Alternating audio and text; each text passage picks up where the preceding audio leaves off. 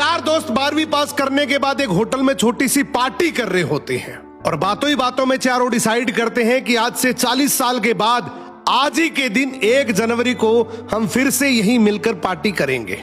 और हाँ, जो सबसे आखिर में आएगा सबका बिल वही पे करेगा। होटल का वेटर भी ये सब देख रहा था। कहने लगा 40 साल बाद अगर मैं भी यहीं रहा तो आपकी ये पार्टी जरूर देखूंगा। ठीक 40 साल बाद पहला दोस्त होटल पहुंचता है तो देखता है वो होटल अब 5 स्टार बन चुका है। अब वहां पर सब कुछ बदल चुका है। तो एक शख्स उसे पहचान जाता है और कहता है सर बैठिए, मैं आपको पहचान गया, मैं वही वेटर हूं जो अब इस होटल का मालिक बन चुका हूं। वो कहता है क्या बात है। इतने में दूसरा दोस्त आ जाता है। दोनों की बातचीत शुरू होती है कि बिजनेस ग्रो कर गया, सब कुछ अच्छा चल रहा है। दोनों अपनी अपनी बातें शेयर कर ही रहे होते हैं कि तीसरा दोस्त भी पहुंच जाता है, लेकिन चौथा दोस्त अब भी नहीं आया। तो जो सेठ होता है वो कहता है आप ऑर्डर कीजिए, मेन्यू में खाना वगैरह सेलेक्ट कीजिए, इतने में आपका दोस्त भी आ जाएगा। अब खाना भी लग गया। वेट करते करते काफी देर हो गई। उदास मन से ये तीनों दोस्त डिनर शुरू कर देते हैं।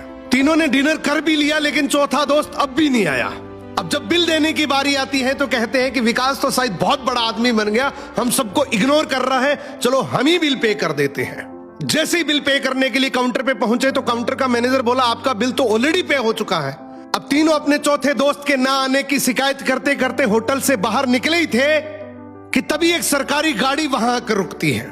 उसमें से एक लड़का उतरता है और तीनों के पैर छूते हुए कहता है मेरे पापा टीचर बन गए थे, मुझे कलेक्टर बनाने के काबिल कर दिया, लेकिन अफसोस मेरे पापा आज से 1 महीने पहले ये दुनिया छोड़कर चले गए।